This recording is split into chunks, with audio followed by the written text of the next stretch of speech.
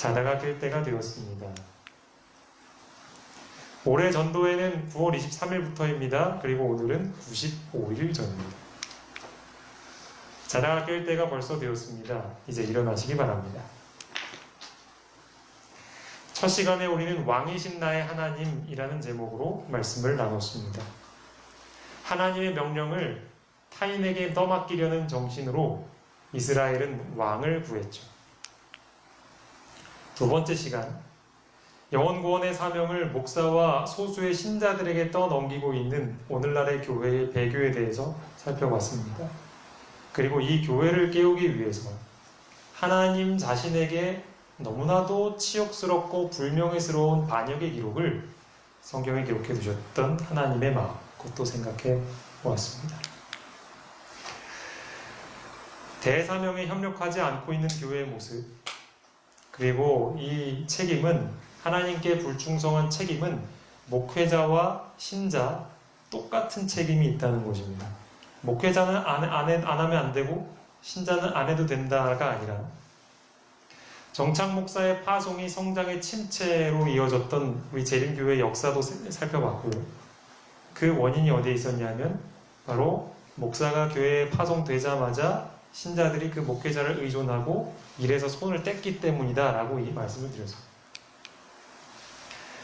설교에 의존하여 신자들이 나약해지고 있다라는 엘리너 홭의 글도 봤고요. 설교를 전담하는 것 혹은 신자들이 해야 할 전도를 대신하는 것이 목사가 해야 할 일이 아니라는 것, 그리고 또한 신자들이 스스로 일하게끔 하는 것이 목사의 본질적인 사역이다 라고 말씀드렸습니다. 지금의 교회의 현실은 목사의 돌봄을 받고 있는 병든 양과 같고 이것이 슬픈 현실이다 라는 말씀도 우리가 봤고요.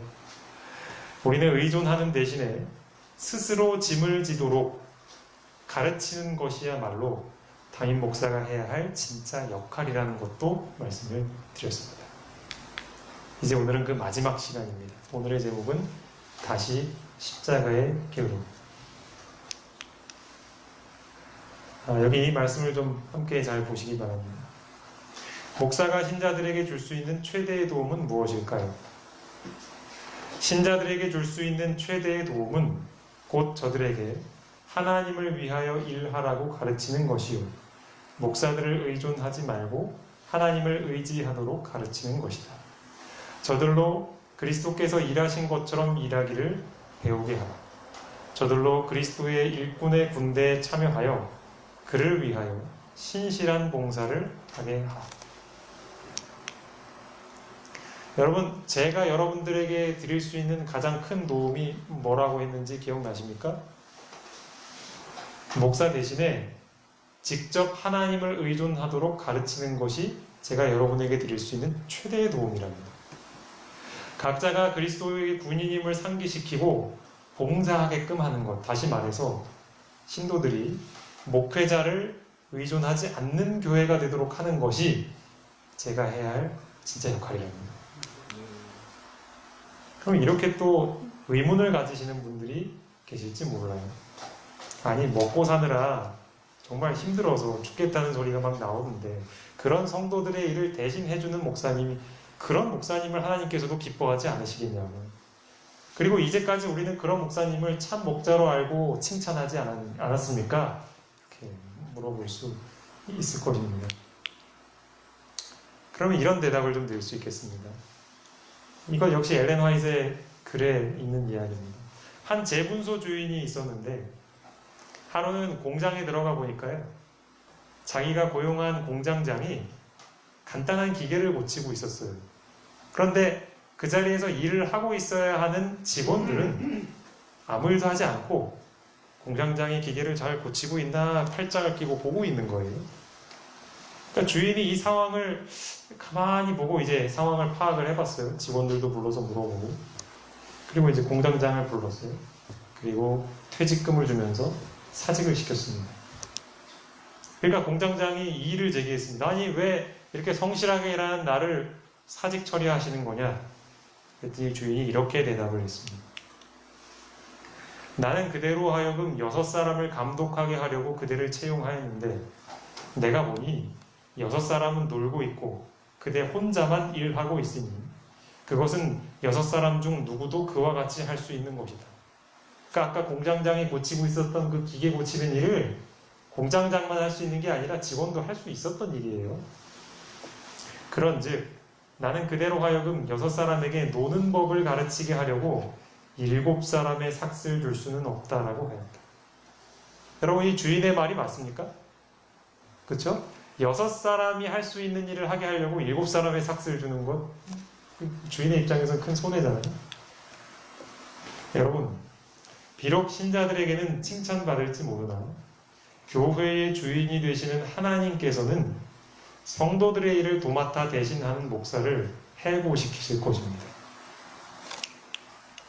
만일 교회가 정상으로 되돌아간다면 목회자들은 교회 내에서 교회를 유지하거나 혹은 돌보는 일 가운데 어떠한 일도 해야 할 일을 찾지 못할 겁니다. 왜냐하면 신자들이 알아서 잘 하시기 때문에.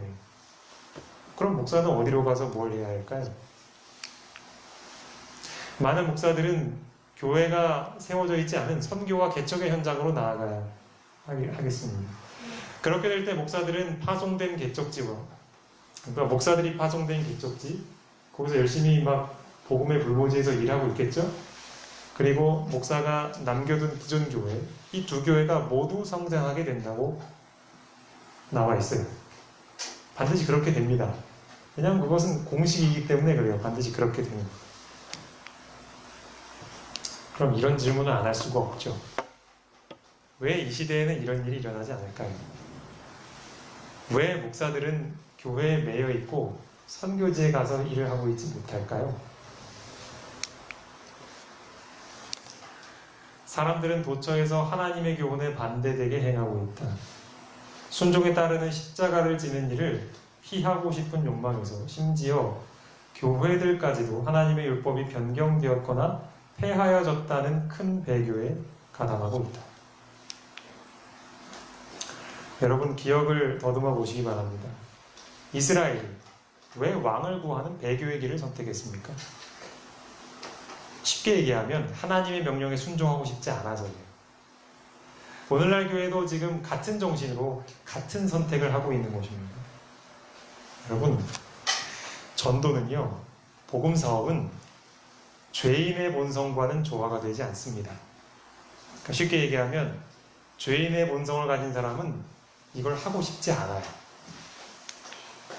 그러니까 우리는 둘 중 하나를 선택해야 합니다.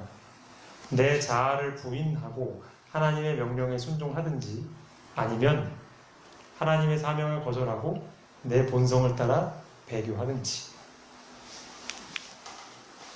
자, 여기 요한복음 11장 50절에 있는 말씀이 있습니다.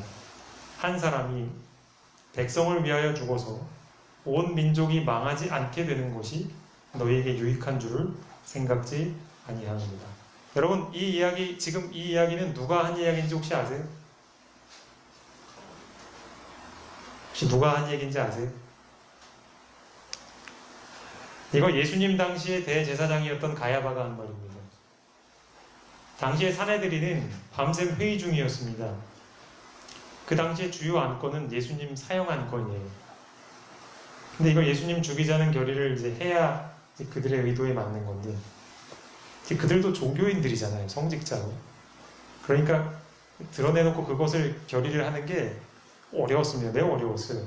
그래서 막 그 회의하는 중간에 찬성의 의견도 나오고 반대 의견도 나오고 막 밤새도록 토의를 한 거예요.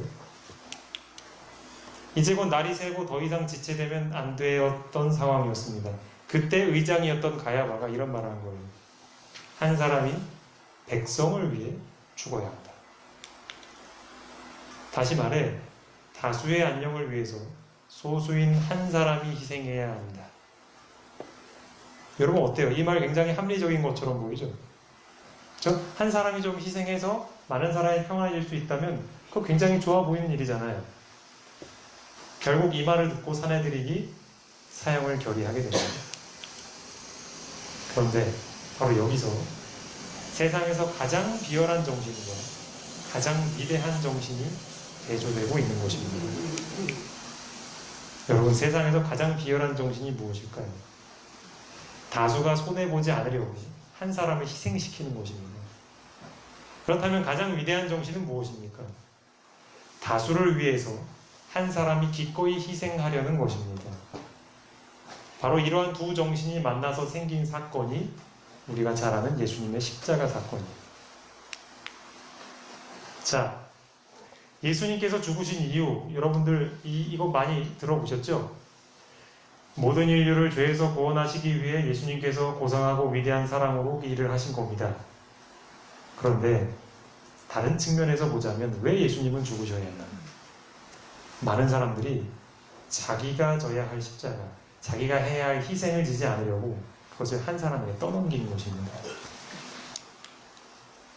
가야바의 말을 통해 드러난 죄의 정신이 오늘날 현대교회에서도 그대로 드러나고 있지 않습니까? 온 세상을 구원하라고 하신 하나님의 사명이 분명합니다. 그런데 혹 여기 계신 여러분들은 그 십자가를 피하기 위해서 순종하기가 싫어서 그 짐을 나몰라라 하고 떠넘기고 계시지는 않습니까? 예수님을 십자가의 고통으로 몰아넣은 그 동일한 정신을 가지고 계속 신앙하시겠습니까? 만약 그렇다면 이러한 정신을 청산하고 회개해야 할 것입니다. 그리고 이 하나님이 원하시는 새로운 교회를 다시 시작해야 할 것입니다. 그러한 시작의 한 걸음이 우리 교회에서 시작되기를 간절히 바라며 말씀 마치겠습니다. 죄송합니다. 내가 끝나는 줄 알고 마무리해버렸네요. 더 중요한 얘기가 있는데. 이 말씀 함께 좀 읽어보시겠습니다. 계시록 3장 20절 볼지어다 시작. 볼지어다 내가 문 밖에 서서 두드리노니 누구든지 내 우상을 보고 문을 열면 내가 그에게로 들어가 그와 더불어 먹고 그는 나와 더불어 먹으리라.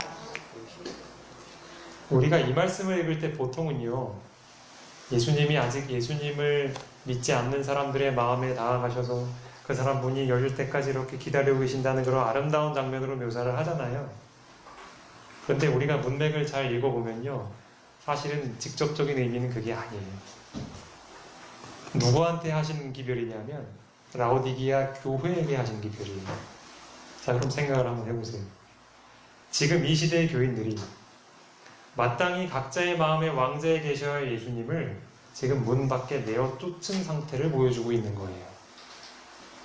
그러니까 지금 예수님이 두드리시는 문이 불신자의 문이 아니고요, 신자들의 문이에요. 그럼에도 불구하고 예수께서는 자신이 당한 모욕과 불명예를 무릅쓰고 여전히 우리의 마음 문을 두드리고 계신 것입니다. 열리기를 바라시면서. 아직도 예수님은 우리를 버리지 않으셨습니다. 그러므로 더 늦기 전에 우리의 마음 문을 열어야 하겠습니다. 이제는 그분의 무거운 사명을 받기로 결심하고 마땅히 계셔야 할 자리, 우리 마음의 왕 자리로 예수님을 모셔오시기 바랍니다. 그리고 이 일의 가장 앞장서는 우리가 되길 바라면서 진짜로 말씀을 마치겠습니다.